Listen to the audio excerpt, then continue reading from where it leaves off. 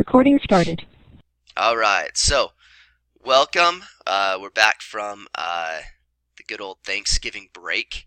We had quite a few breaks during this block. So we had Thanksgiving break, and then we have winter break, and we actually this class extends past winter break, and so but we should have everything. I've assigned everything by winter break, so then you don't have like hardly anything to do when it comes to whatever it's called, like work, right? So you could finish all up before winter break, have a good winter break, not think about it, come back and just chill there. So okay, so hopefully you kind of understand the process, how you do it. Today we're going to be talking about investments and insurance. Okay, some of the most fun topics ever. Maybe if you like trading stocks or something like that, or what I call losing money, because I have lost some money recently in the whole cryptocurrency world. Wasn't too good to me. If you've been following cryptocurrency, it's like plummeted and I lost a bunch of money. Shouldn't have invested in it. Oh well. Alright, so let's talk about what we need to do to keep pace in the class. Yeah, it was a bummer, man. I'm hoping it pops back up. I still got a little bit invested in it, but I'm not holding my breath, man. But we'll talk about that. That's kind of the riskiest part of investment, so you probably don't want to always invest in that stuff. So let's talk about what we need to do. You should have all of these done that are in red right here, okay? So quizzes in lesson 1, lesson 2, lesson 3, lesson 4, lesson 5, lesson 6, and lesson 7, okay? So if you haven't done those yet, go in, watch the videos, take the quiz. If you don't do well on the quiz, that's fine. Just retake it and get the desired score that you want, okay? What's due this week will be lesson 8 and lesson 9. So all quizzes that have an 8 at the beginning of it or a 9 at the beginning of it are going to be due this week. So Monday when I put in grades, I'm going to zero out all those. So if you're wondering why your grade may be dropped or something like that, it's because I put in those zeros on Monday. It doesn't mean that you're always going to get that score. It just means that that you need to get that done, okay? So to keep pace, you'll want to be done with this by the end of the week, okay? By Monday, so when I put in those grades, okay? Okay, so this is what's upcoming week 6, week 7, week 8, and as I said, I should have assigned everything before winter break, so then you'll have you can get it done during winter break or even before. You can finish this class as soon as you want. I have some people that are pretty close to finishing, so if you want to start going through them, feel free to do that, alright? So let's start talking about investments, okay? Real quick in the chat, let's see, what do you guys know about investments, or what do you think investments are? What are investments?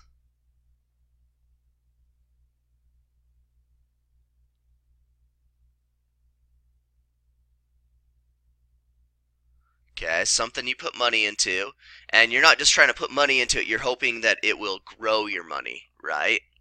For sure. You put money into it, hoping it'll pay off. Yep. So there's good investments and there's bad investments, and we'll be talking about that. Sorry about this cold's killing me, man.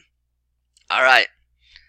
Yeah, some are high stakes, right? Probably the highest stakes is going to Vegas and gambling it. That's not a good investment, alright? Or the lottery. Everybody thinks the lottery, they want to put it for the lottery. That's not a good way to do it. Okay? So let's just talk about some investments. We have stocks, okay? We have bonds, we have mutual funds, real estate, savings and certificates of deposit, and collectibles, okay? Collectibles could be like baseball cards. We'll talk about all these in just a second, okay? So stocks are an investment that represents ownership in a company or corporation, okay? And so I actually trade stocks quite a bit. Like I bought some stocks today. I traded some yesterday. So okay, so that basically goes to what's called the stock market, okay? Have any of you guys heard of the stock market before, or Wall Street? Okay. All right, cool. So what happens is if you have a company, you can take the company what's called public. And so you have so much shares of a company. Yep, good. You have the New York Stock Exchange.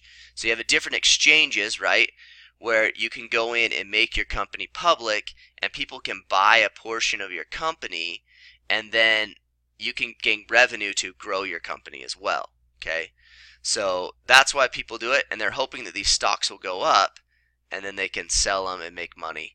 And a lot of people play this kind of game, especially like big insurance companies, everything like that, banks. They take money they have and invest it, and then turn around and make a large profit off of it. So just a couple things.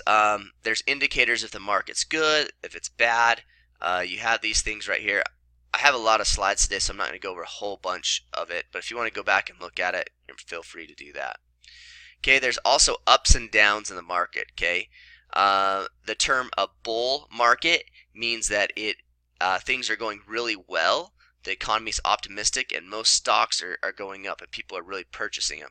And then you also have what's called a bear market, which basically means that stocks are going down and things aren't going to be, and people are selling off their stocks. So bull and bear. So purchasing stocks, usually you do this through a broker.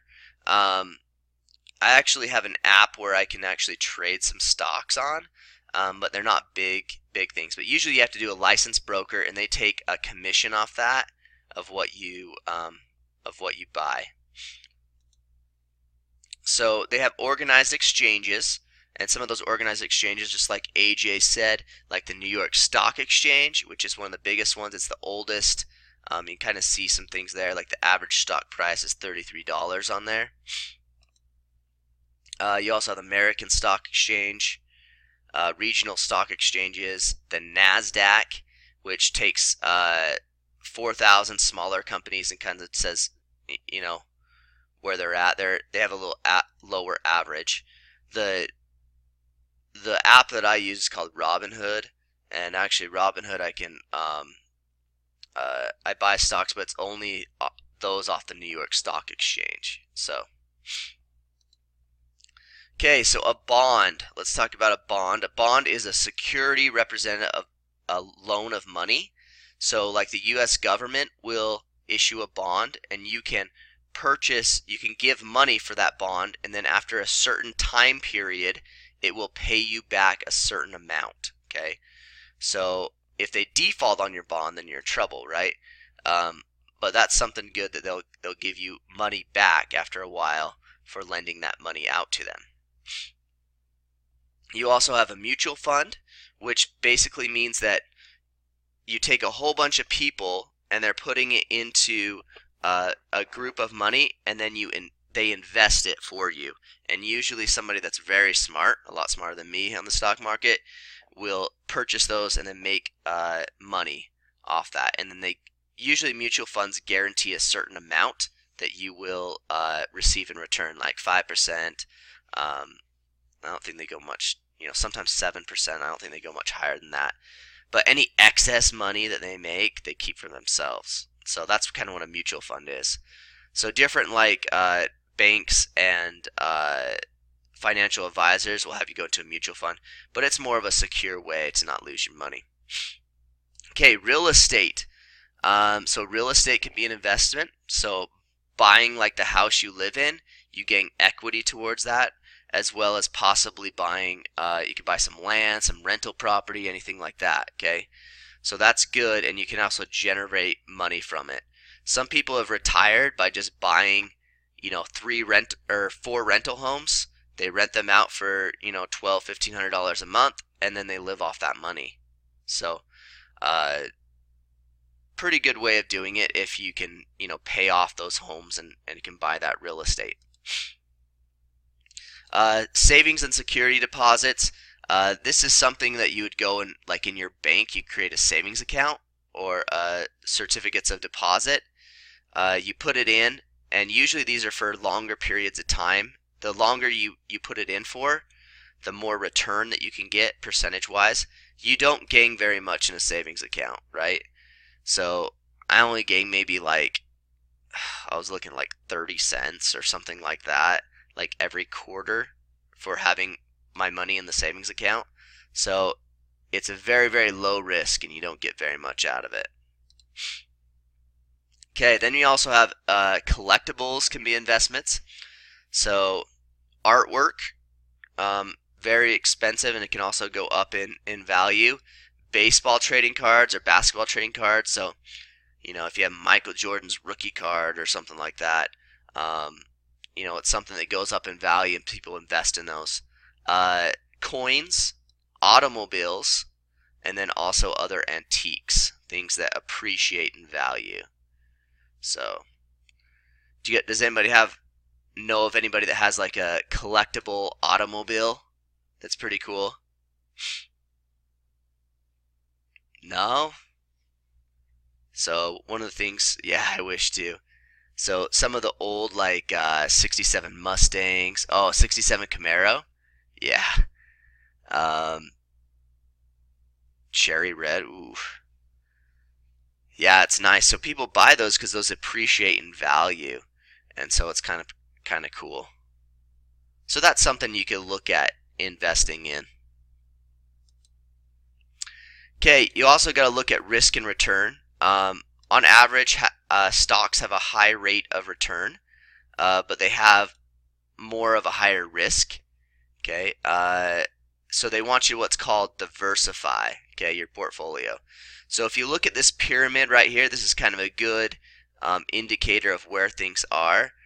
So as you can see right here at the very bottom, a checking account, certificates of deposit, those kind of things, things you put in the bank, are really low risk. So you're not going to lose your money, and you'll get only a little bit of return. Okay. Then you also have money markets or mutual funds, higher mutual funds. Okay. It goes up. Then you have real estate, growth mutual funds. Collectibles are kind of high risk, right? And then also what I deal with a lot, penny stocks, that I just buy them, and then hopefully I only go and hold them for maybe 24 to 48 hours and try to wait till the stock price goes up, and then I sell it, and I gain maybe like 30, 40, 50 bucks, right? So better than nothing, right? But I've also lost a lot of money that way as well. So it's as I said, it's high risk, right? So right now I'm down quite a bit because of my venture into crypto. Oh well, I learned. So you want to look at some things, buying on margin, which basically means buying on credit. I would look at not doing that unless you really know what you're doing. Short-term selling, that's what I do. I buy really low and then hurry and sell it and turn around. Do you ever play with tech stocks? I have a little bit. I just buy different companies. The big stocks that were going not too long ago before the election were actually out. It's not companies in the United States, but they're in the New York Stock Exchange. Some marijuana stocks. So those ones were kind of booming. But yeah, I've dealt in some tech stocks a little bit, not a ton. But those are the ones that seem to be very up and down. So kind of interesting. I like this example. All right, so then you have a long-term investment strategy. So they talked about diversifying your assets, right? So you don't want to be like put everything in penny stocks, or you might lose it all, right? Stock market goes down. You don't want to put everything in these different things. So kind of like don't put your eggs in one basket. So basically, you don't want to invest all your money into eBay or into different things. I structure mine out, so I have some in mutual funds. I have some in variable policies. I have some in, a little bit everywhere. Some in my 401k. So there's different things you can do that. Play off in different stocks, and then you have, yeah, so you can play off different stocks, But it's also talking about that risk, right? So you have that pyramid, and you want to have more lower risk so you don't get. So you want to put stuff in the lower risk things. I have my little safety net underneath there of my that, and the stuff that I feel like I could lose if I wanted to. That's what I play with in my high risk stuff, and then stuff that I really want to invest in for retirement, I keep in that medium range where I know I'm going to get a pretty good investment on it, but I don't have the opportunity of losing it all. So at least that's how I play it. But here's the thing, like if you invest a little bit each month, and this is what they advise you to do. So if like you invest $100 each month, you can go and you can see you can start making that money builds up, and you start gaining more money over time, because what you're banking on is the stock market continuing to go up, which it has for years and years and years, except for in 2008 and sometimes. But still, if you would have kept your money in, you would have all those, and then it shot back up again eventually. So they tell you to keep that. Yeah, so the Great Depression was kind of one of those things. I'm hoping nothing like that happens again. That we have built in more of a safety net, as you kind of said before, but you never know, right? You maybe want to invest some gold to put in your safe at home. A bus market, yeah. We don't want that again for sure. Then nobody has jobs, nobody has any money. It's not fun, not fun. So look at, buying and holding things long term, also short term stuff as well. Got a little bit of everything. But you have government regulations that do look at protecting you. So you have the U.S. Congress, the SEC, it's the Securities and Exchange Commission. These different exchanges like the New York Stock Exchange and individual broker firms, they all have like a layer of regulation that's put upon them, so somebody's not going in and just kind of taking your money that you've invested. Alright, yeah, we're not going to do this. Annual reports. So annual reports, companies file annual reports, and you can look at those to see if they're making money or not, right? Okay, so you can look at different things to see what stocks are doing, and look at different financial things like Yahoo Finance. Yahoo Finance is actually pretty good. They're a good reputable place. So, how do you buy and sell investments? Okay, I'm trying to read your thing. I can't even read that hashtag, but good for you. Equifax. Oh, it's a leak. Yeah. And they have different places that have been like hacked into. Yeah. Yeah, so that's good just to kind of see, because you have companies that are going to make the companies want to make themselves look the best they can, right?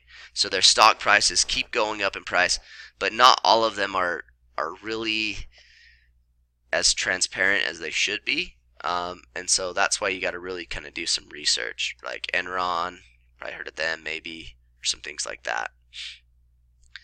So how can you buy and sell? You can do online stuff.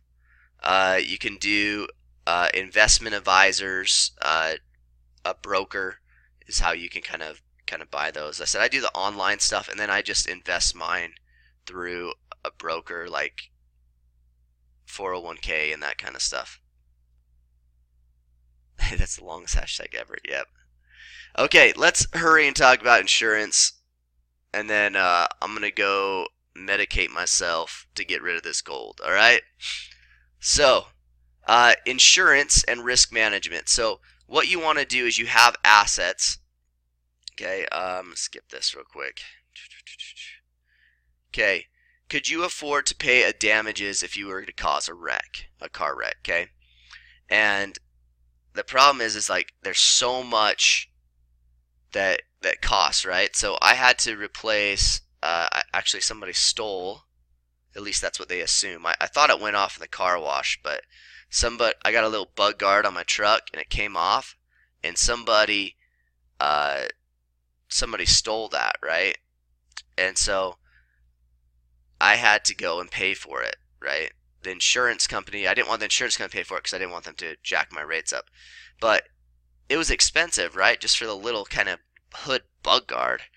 But if you get in a wreck, I mean, you're going to make 5, 10, 15. If you have bodily injuries, you have that. Yeah, so somebody talked about different examples of insurance, like life insurance, you're right. And it all does cost money. But what it's really doing is it's basically giving you a safety net, right? Because if you were to go out and wreck a car and cause some injury to somebody, and it's $200,000 for the accident, that could bankrupt you, right? So you don't want to do that. So that's why we purchase insurance, okay, to protect ourselves, protect our assets and that. Yeah. Okay. Okay. So the meaning of that quote right there was use various ways to deal with potential financial risk or financial losses, okay? And so that's why we have insurance, is to protect our large-scale financial losses. So what you do is you pay what's called a premium, and that could be monthly, quarterly, annually, something like that, and you put it all into this pot. So everybody from the, whatever insurance company you choose, you put it into a pot, and then when somebody has a financial risk, they take out of that pot and to pay that. So what insurance companies actually do to make their money is they actually take that money from the pot and they invest it in stocks, as we talked about, and they make tons and tons of money. And then they still have enough money to pay out in their coffers to pay out for like damages and stuff. So you get to get car accidents, you get things and stuff like that. So some things they do so you will not use your insurance all the time is they do what's called deductibles. So a deductible is how much a person has to pay out of pocket before the insurance company will pay. So this could range from anywhere from $100 to $1,000+. The higher deductible, the less you have to pay in for your insurance. Okay, but so like if I were to get in an accident, let's say an automobile accident, excuse me, and I have $1,000 on my insurance, well, I have to pay $1,000 before my insurance will fix my vehicle. Okay, for injuries, it's not like that.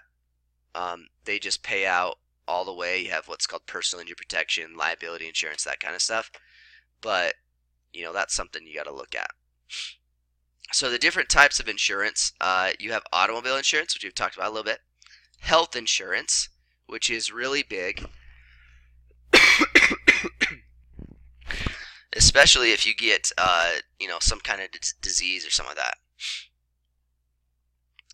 that. Yeah, so somebody's telling about the different insurance companies. Allstate does have different companies do different things. Yeah, like reducing deductibles, safe driving rewards. They have all of these gimmicks basically to get you to buy their insurance. Okay, so you just want to make sure you have the right thing and you get an agent that's directing you in the right way. If you're paying something that's way too cheap, you pay with what you get for, right? So if you get in an accident, you may be in trouble. Okay, so make sure you're paying enough into it to protect what you need to do, right? Health insurance is a big one. Okay, health costs are going up. If you get some kind of big disease, because most people, the way they die is they have some disease of excess, is what they're saying. I don't know if you've learned that in your health class or whatever, but like diabetes, cancer, heart disease, stroke, heart attack. All of those ones are from disease of excess, and they cost a lot of money in health insurance, and that's why health insurance is so expensive.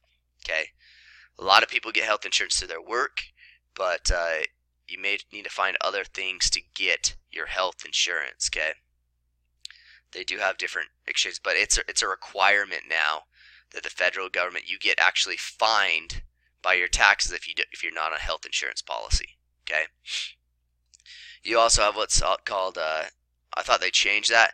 Not as of yet. There's still a fine, or I think it's called a fine if you don't have that certain type of insurance.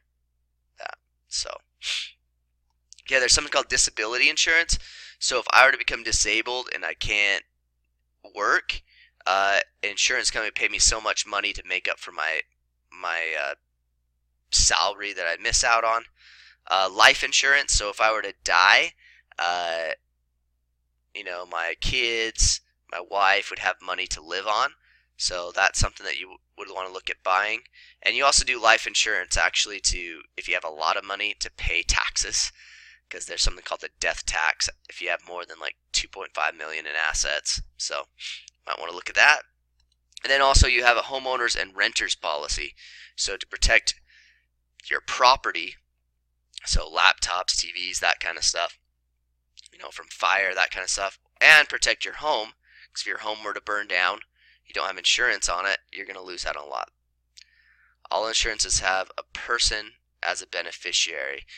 Yeah, that's right. So everybody, you get to choose who your beneficiary is. And so that's basically who the money goes to if you were to die. Yeah. So your house flooded. Oh. And that's the thing, like some homeowners insurance do not cover flood insurance. Okay, flood insurance is a separate program.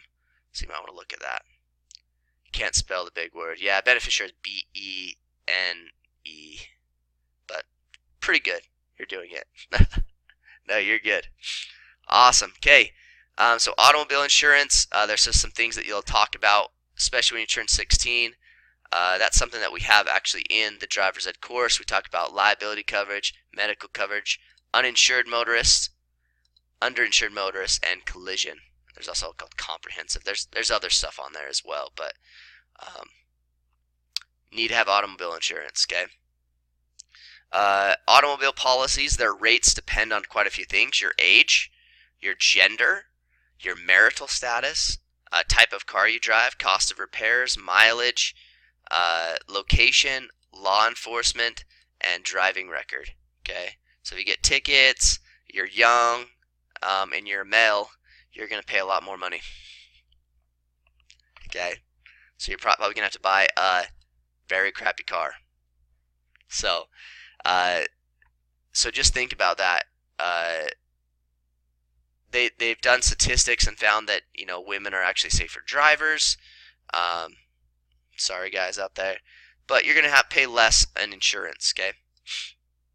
Okay, health insurance pays your medical bills in case you get a family member becomes sick or injured.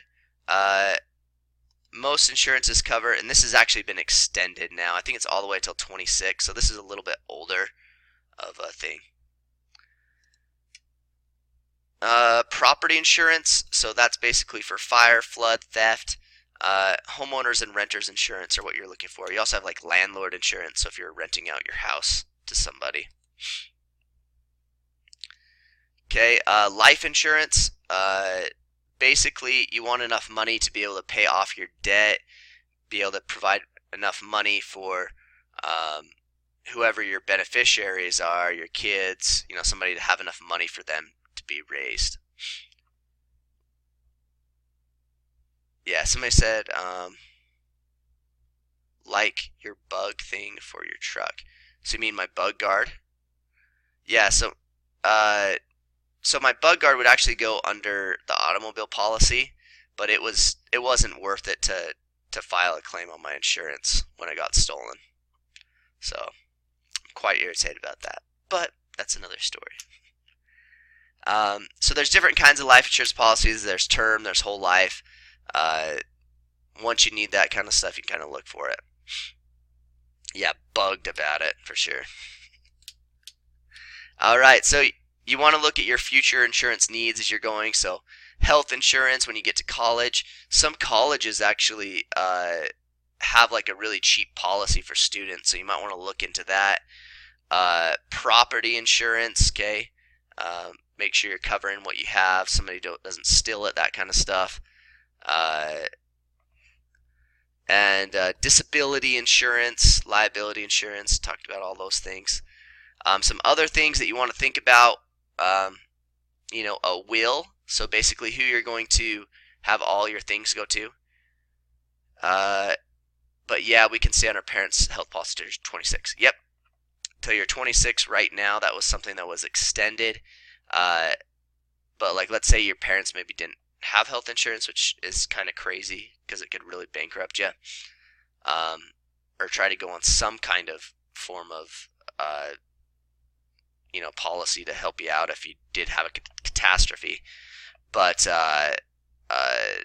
yeah, you can stay on until you're 26, but then you can look at getting it at a college or something like that.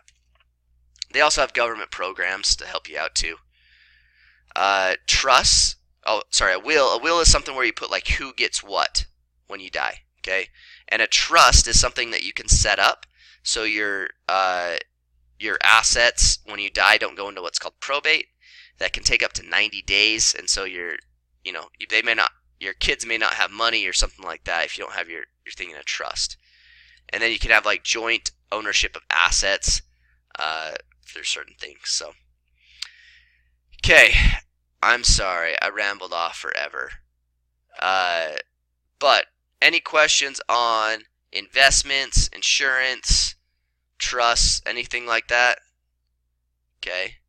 Remember, I'm going to go back real quick to the beginning here so you can see exactly what needs to be done this week, okay? And kind of leave that up for you. Wow, we went through a lot today. So this is what's due this week, okay? I will open up the slides right now, so you're more than happy to, go through if you want to look at something. But you guys are good to go if you don't want to. Yeah, so no exit ticket. If you watched the flipped class last Friday, there was some extra credit that you could get, okay? So if you go back and you watch that, it's about student financial aid. So if you go do something and you email me something, you have to watch the video to find out what it is, you can get some extra credit there, okay? So go back. The flipped class is on the announcements. So if you want to get some extra credit, go on the announcement page of there, watch that about financial aid, student financial aid, because you'll want to look at that as you're going to college and stuff, okay? So, all right, thanks guys. Sorry I rambled on about my stocks and how I'm losing so much money and how much I have to pay in insurance. So, okay, take care. I'll stay around for any questions, concerns, comments that you may have. We'll see ya.